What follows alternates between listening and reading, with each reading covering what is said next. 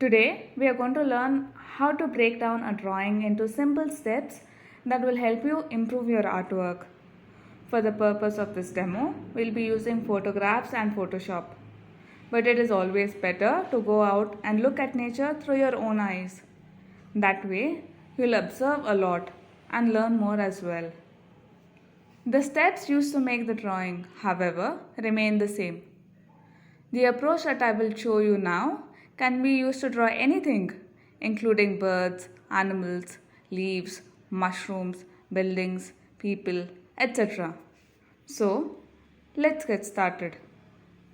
First, spend some time looking at your subject. What's the overall shape? Is it circular, rectangular, or triangular? The painted grasshopper that we have chosen for our demo today has a lot of patterns and that can get very confusing. But the overall shape is rectangular and the twig that it is sitting on is also rectangular. Next, learn to mark out the landmarks. Landmarks are any interesting points on your subject that will help you identify the proportions of what you're drawing. It could be a bent leg, like in this case, the fold of a wing, the eyes on a face. All these landmarks will help you place the other features around them, like the hands, the feet, the nose, etc.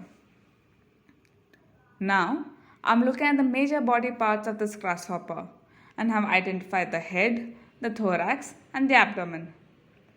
So the three main things to start with are the basic shapes in the subject, the landmarks, and the major body parts. Now that we have learned how to look at a subject, let's start our drawing. While details are important, they are not what we need to start a drawing. Instead of starting out with details, we need to start by simplifying the subject. Mark out the main shape of the figure in the size that you want your final drawing to be. This will help you position your work on the page. I'm marking on the landmarks. In this case, the landmarks are the angles of the head, the antennae, and the feet. Draw very lightly as this is the first stage.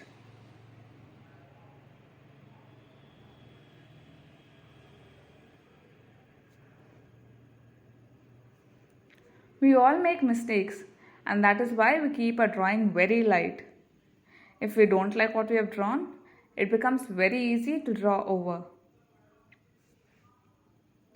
One thing that differentiates drawing from photos and drawing from real life is the fact that we can see objects in only 2 dimensions in images. But we know that most objects have depth as well. Take this grasshopper for example.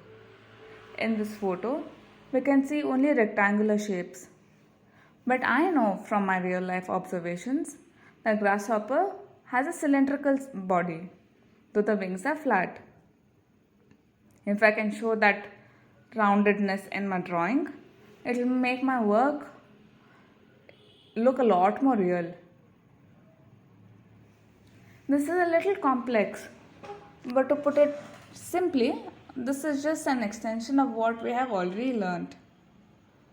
I've mentioned to you that we can usually break down a complex form into circles, rectangles, and triangles. Taking that concept a little further, a circle with volume is sphere, a rectangle with a volume is a cube or a cylinder, and a triangle with volume is a cone. So you'll be observing a lot of cylinders in nature.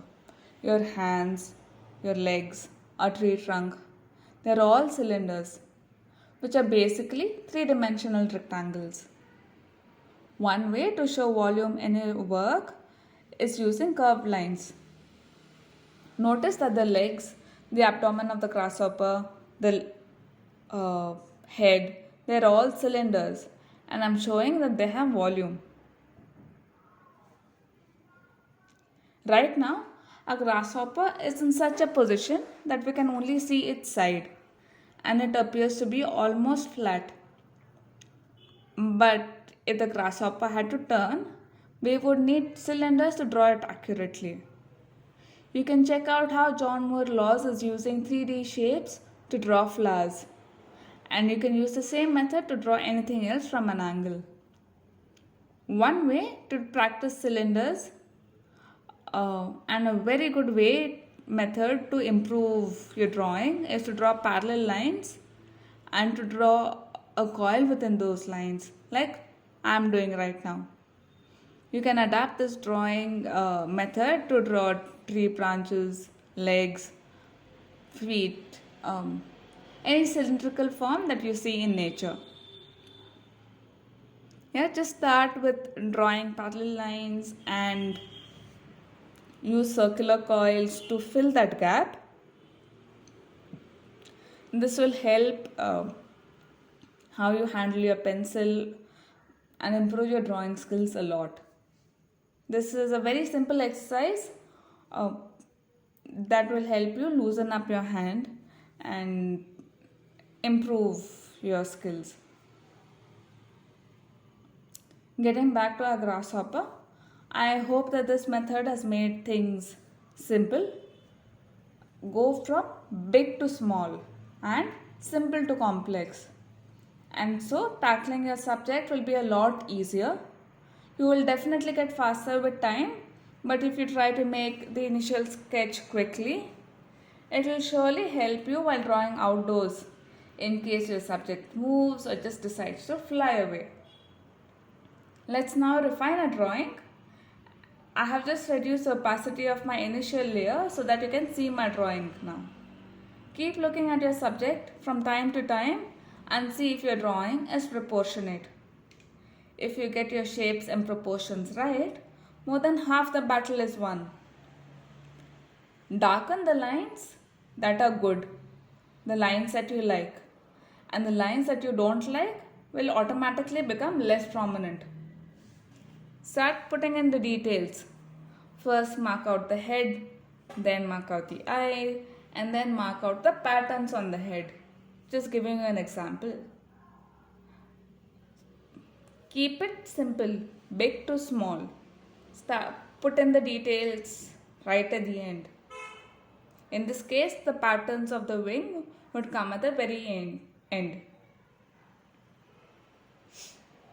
Simplification always leads to more accuracy, and it also increases our speed. When we start with drawing simple shapes, we can draw them quickly because the details are not interrupting us, they are not getting in our way. Details can be added with confidence after the form has already been established. We will no longer need to keep erasing our mistakes, since most of the mistakes will have been made in the early stages of the drawing. The drawing then becomes more streamlined.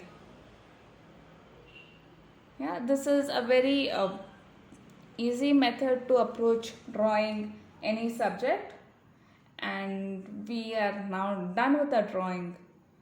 I think that was very quick and easy, and with time you'll be able to come up with your own tips and tricks to make things simple. Right? The more you practice, the faster you'll be. You'll learn what works for you, what doesn't work for you. And drawing is all about trial and error.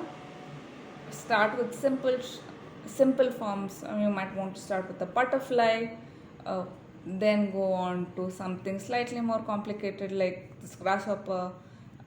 Maybe then you might want to tackle mammals, things like squirrels, or if you go to a zoo, you'll find a lot of deer and maybe an elephant, anything. Yeah. So now that we are done with the drawing, let's just trace over the image of the grasshopper and see if we have got a drawing right. Let's just do the leg. We'll be able to see if we have got the proportions and the shape correct. And while we do this tracing over, let's just have a quick recap of steps so that you understand and can recall them quickly. So the first step is to observe, observe and observe. Look at the overall shape, the proportions and angles of your subject. Very important, start by sketching out lightly. Keep looking at your subject time to time so that your drawing doesn't become disproportionate. It is very easy to lose track of what you're drawing and get engrossed in your drawing. And refine your drawing once you're happy with your initial sketch. Add the patterns at the end. Once your drawing is ready, you can easily fill it with color if you wish. Go out, explore and start drawing today.